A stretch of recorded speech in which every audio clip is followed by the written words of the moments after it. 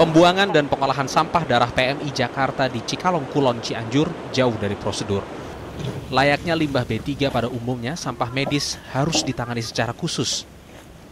Pemerintah melalui Kementerian Lingkungan Hidup sudah menetapkan aturan pengolahan limbah B3. Pekerja pengolah limbah medis seperti Rozikin juga harus bekerja dengan peralatan standar untuk melindungi diri. PMI Jakarta membekalinya dengan sejumlah peralatan termasuk baju pelindung, masker, dan sarung tangan. Tapi pengakuan warga serta temuan lokasi sampah PMI di Cikalong tak serta-merta diakui PMI DKI Jakarta. Tadi kita sedang lagi proses izin. Itu AMDAL-nya belum keluar, kemudian juga kita belum lakukan di sana pembangunan untuk limbah. Karena lokasi juga yang kita beli tanahnya itu cukup jauh dan tinggi ya, sehingga kita belum bangun instalasi untuk pembakaran di sana untuk pengolahan limbah gitu. Namun PMI Jakarta juga tak bersedia menunjukkan bagaimana mereka memusnahkan limbah medisnya selama ini. Padahal dalam setahun jumlah darah tidak terpakai bisa mencapai 1/4 dari total pasokan darah yang diterima. Jika dihitung, dalam sebulan sedikitnya ada 12.500 kantong darah plus sampah peralatan medis bekas pakai yang harus dimusnahkan PMI Jakarta. Masa simpan komponen darah seperti trombosit, sel darah merah atau plasma memang tergolong singkat. Trombosit misalnya hanya bisa disimpan selama 5 hari. Kalaupun ada komponen darah yang tahan hingga 1 tahun, itu pun harus disimpan beku dalam lemari pendingin. Melebihi batas waktu penyimpanan, darah sudah tak bisa lagi digunakan. Untuk mengelola limbahnya, PMI Jakarta mengaku bekerjasama dengan Dinas Kebersihan Jakarta dan pihak swasta pengolah limbah. Dan kita sekarang kerjasama dengan pihak lain. Untuk mengelola sendiri kita masih belum mampu mengelola limbah darah itu. Gitu. Itu terlalu besar investasinya. Alih kelola limbah dari PMI Jakarta ke pihak ketiga ini juga dilaporkan ke unit transfusi darah pusat.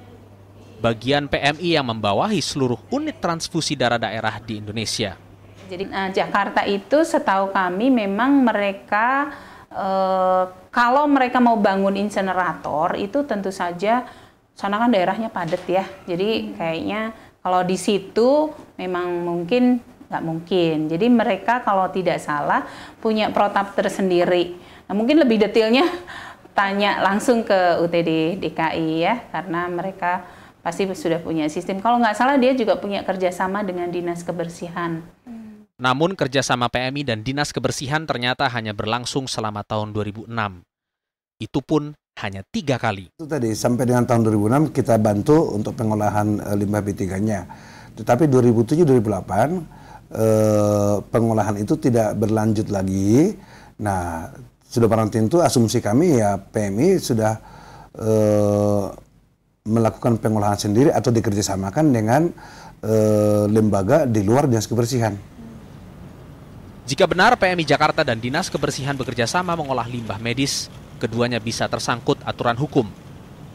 Pengolahan bahan beracun dan berbahaya atau B3 hanya boleh dilakukan usaha berbadan hukum atas izin Kementerian Lingkungan Hidup. Artinya Dinas Kebersihan Provinsi yang bukan badan usaha tidak diperkenankan mengolah limbah B3. Kita akan cek ke lapangan apa yang dimaksud oleh PMI ini bekerjasama dengan DKI, inseneratornya seperti apa dan seterusnya. Jika memang terbukti dan bisa kita lihat unsur pelanggaran hukumnya, tentu akan kita tinjau lebih jauh. Lalu, bagaimana seharusnya standar pengolahan limbah B3 menurut aturan Kementerian Lingkungan Hidup? Standar pengolahan yang hingga awal 2009 masih terus dikejar sejumlah instansi, termasuk Rumah Sakit Rujukan Nasional, RSCM.